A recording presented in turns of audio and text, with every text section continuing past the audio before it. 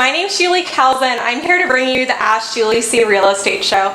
In this very special episode, we're here with a home inspector to go over a few things you can expect from the home inspection process after you go under contract to purchase your home.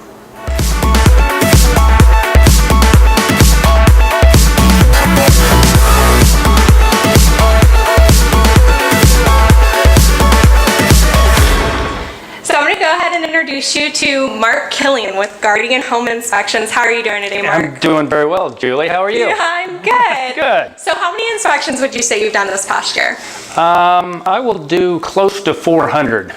Wow. Yes. So you'd say you know your stuff, huh? Well, you know, I typically average between 30 and 40 inspections a month. So, you know, you do this for 4 or 5 years at 400 inspections a year. Yeah, you start to catch on. You start to kind of catch on if you didn't know to begin with. Right. Awesome. Well, Mark, so when you first come in to do your home inspection, your home inspector will have already completed the process, and then you're just there to review the findings. So Mark, can you tell me a little bit about your inspection process? Like what happens when you get to the home?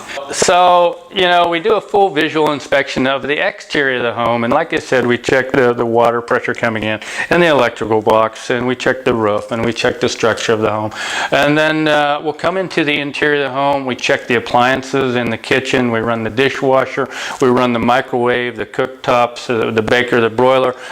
We don't typically check refrigerators simply because frequently the homeowners will take those with them, and also we don't really check the dryer or the washing machine, usually because those appliances typically go with the home seller as well.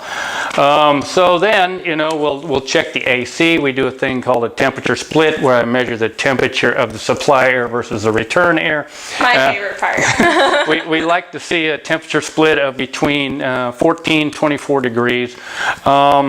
So, I mean, we do a really thorough inspection. We'll check the windows. We check the polarity of the receptacles, like the safety reverse on the garage door. We check the water heater. We even measure the temperature of the water on the hot water side just to make sure that the hot water heater itself is working correctly. We like to see a temperature over 110 degrees, no higher than 140 degrees, because that is on the scalding side. And so if you have small children and they turn on the faucet and it's scalding, obviously you don't want that to happen. So yeah, we do a pretty thorough inspection.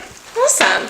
So during this entire process, the inspector is in the home alone. That way they can really focus. No matter how professional an inspector is, they really need that alone time in the home to make sure they don't miss anything.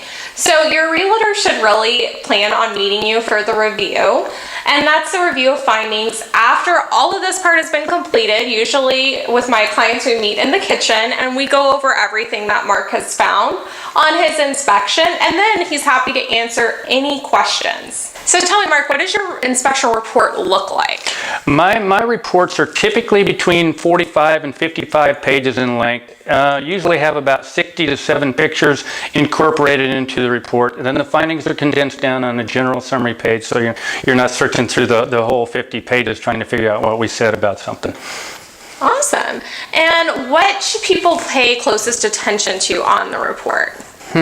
Well, you know, for a home inspector, anything safety related. Okay, now for fun. All right. What is the most absurd thing you've ever found during a home inspection? I think probably the most absurd, and it's probably not really absurd, but it just kind of caught me by surprise. I was in an attic, and I happened to look over, and there was a blow-up doll there, and it's one of those... Like, what are you doing in that? Okay. Yeah, so not completely horrible, but that was something that I got some laughter out of. Did you say you told the buyer that it was up there? I did tell the buyer. I wonder if they asked for it to be removed before moving in. I don't know, but it was fun. Yeah. So after the review of findings, your realtor should let you know what to expect out of your Benza report. That's buyer inspection notice and seller's response. So in this report, your realtor and you will go through your inspection and will make suggestions as to what you want the seller to fix.